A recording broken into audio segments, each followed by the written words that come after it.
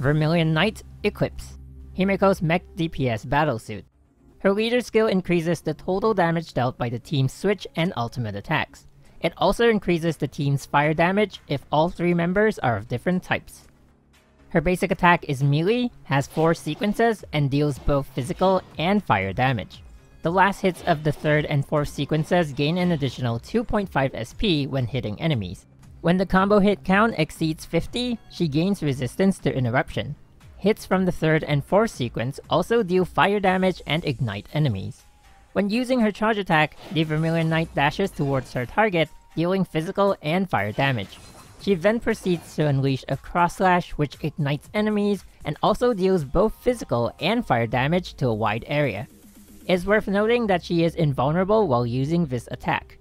Using her charge attack also initiates a 6-second cooldown timer. If another charge attack is used within these 6 seconds, she enters her overdrive state, which lasts for 13.5 seconds. While in her overdrive state, she gains 25% fire damage, but is unable to use her charge attack or gain SP from her basic attack. She's also only able to evade once instead of twice. If available, her ultimate attack can be used to remove the overdrive status. If used while in her overdrive state, the ultimate attack gains 15% fire damage, and every hit the ultimate lands on an enemy recovers 2 SP. Her ultimate skill has 4 cooldown charges, which each take 20 seconds to cooldown. It has up to 2 attack sequences, and each time she uses her ultimate, 1 charge and 30 SP is consumed. While the second sequence naturally deals more damage than the first, this damage is amplified by her passive ability to boost her ultimate skill's fire damage by 20% for the first sequence and 40% for the second sequence. Additionally, her ultimate attack is also able to ignite enemies. When her ultimate skill is in cooldown, using a charge attack while not in overdrive shortens the cooldown by 5 seconds. Upon activating her evasion skill, the Vermilion Knight is able to launch a counterattack that is able to ignite enemies in addition to dealing physical and fire damage. Activating her evasion skill also decreases her ultimate skill cooldown by 5 seconds. When switching in, she uses her first basic attack sequence, enabling her to instantly follow up with her combo or with a charge attack. When enemies are time slowed by teammates, her QTE can be activated, enabling her to enter the field using a powerful attack that ignites enemies and triggers a global time fracture. In addition to all her abilities, the Vermilion Knight is also able to increase her fire damage with each combo hit count up to a maximum of 80%.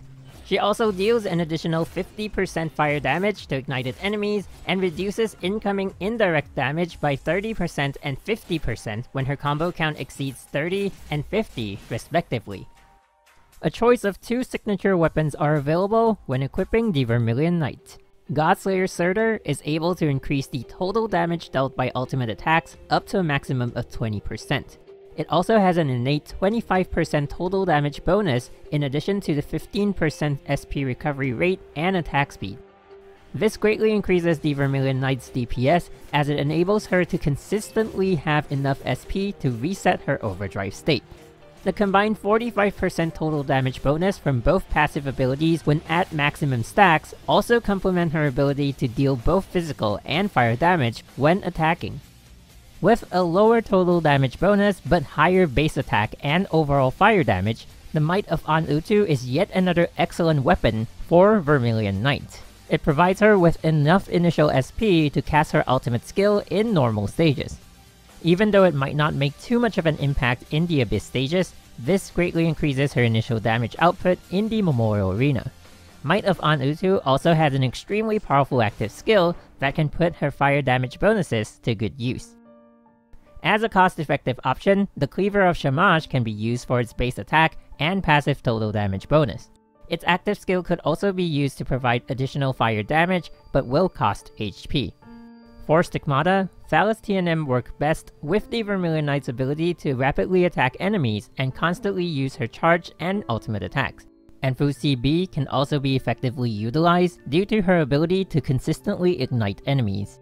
Other options, like Shakespeare or Nuwa M, can be equipped together with Higokumaru T and B to provide a high amount of fire damage. For a cost-effective option, mainly against bosses or in the Memorial Arena, Jingwei T and M with Fuhua Musician B can provide a good amount of fire and total damage. When forming a team, common elemental support Valkyries like Phoenix and Wolfsdawn at SS rank or higher can increase the elemental damage of their teammates and can be good options for drawn-out fights like those seen in the Abyss stages. When used in the Memorial Arena, however, the Vermilion Knight is often used against bosses like the Herrscher of the Void and Argent Knight Artemis, mainly due to her type advantage and the fact that she is an elemental DPS. Her team combinations are very diverse and even include Valkyries like Shadow Knight for the Grips of Taishan and her leader skill, which provide elemental damage and initial SP, and Kriegsmesser for Blood Dance and her passive ability to increase the team's elemental damage. Additionally, Sukuna Rondo at SS rank or higher with the Super Dimension Sonata can be an excellent option for elemental support. All in all, the Vermilion Knight is a strong elemental DPS battlesuit, but has limited use. In many situations, she is a great option, but not necessarily the best. For players who happen to obtain her in the early to mid stages of the game, she can be exceptionally useful as her charge attack not only deals damage to a wide area, but also renders her invulnerable, allowing her to use it as a form of evading enemy attacks. Due to her playstyle of switching from charge to ultimate attacks, she's able to avoid taking damage for extended periods of time. These iframes also protect her from bleed damage in the Abyss stages.